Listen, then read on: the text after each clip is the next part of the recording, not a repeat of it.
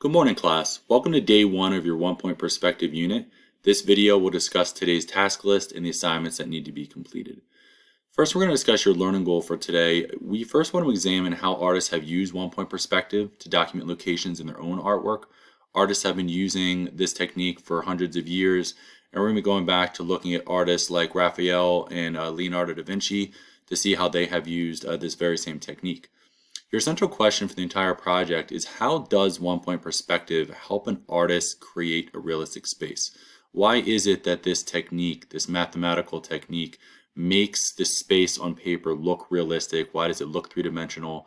Why does it look like we can enter the space itself? So essentially, it's creating this illusion of real space, even though we're looking at a flat two-dimensional plane. Your vocabulary word for today is 1-point perspective. This is your first of 8 vocabulary words that you'll be introduced to over the next couple of days, and it's the perfect vocabulary to discuss since you are learning about this technique most likely for the first time. Please try to complete all your classwork during your regularly scheduled class time. If you cannot do that, I understand, especially if you're working at home, but please try to submit all your work no later than 3 o'clock so that you don't get any temporary zeros. I don't give late deductions, but you do want to try to complete your work each day so that you don't fall behind. You're not always playing catch up with your missing assignments. So your first task for today is to watch the 1-point perspective ET video. The ET stands for entrance ticket. So you're watching your 1-point perspective entrance ticket video. This will help you with your entrance ticket questions. It is a video of myself going over a PowerPoint that has images and text to give you the definitions and discuss the follow-up question and how the definition applies to your project itself. So once you've watched that short video, you'll then just complete your entrance ticket now that you'll have all the answers, and answer the questions: what is 1-point perspective, and how does 1-point perspective create a realistic space? So if you notice, you're already answering the essential question for the project. I'm just curious to see how you guys understand the question even after the first day, and then it'll be interesting to compare it on the last day to see how your understanding has grown during your production of the assignment. All right, so just watch that video, then complete your entrance ticket.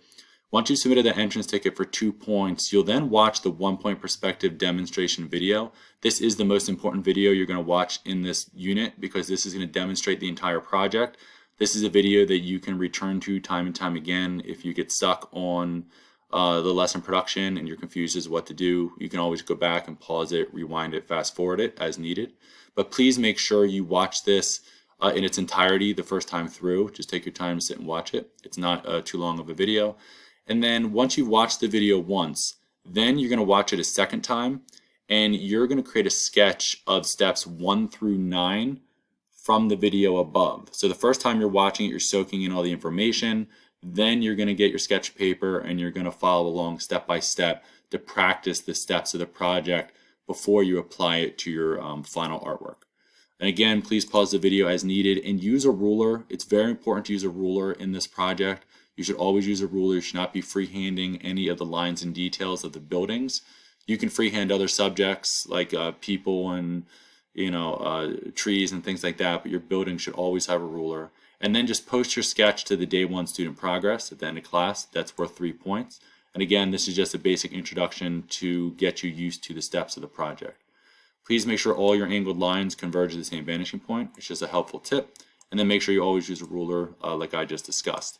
Lastly, the materials you're going to need for the project are the sketch paper you received from class, a ruler, a number 2 pencil, and eraser. All 3 of those should have been in your art bag you received at the beginning of the year. The sketch paper itself, if you're watching this and you've yet to have me in class and you did not receive sketch paper, please just use whatever paper you have at home. If it's white computer paper, that's ideal because it's a blank space, but if you have to use line paper too, that's fine. It just gets a little bit more confusing with all the lines that are on that paper, but just use what you have available and just practice the techniques as are discussed and demonstrated in the video. All right, so that's it for today. You're ultimately just doing your entrance ticket, you're watching the demonstration video, and then you're going to practice it yourself, and that's it. If you have any questions, please message me. I'm always here to help.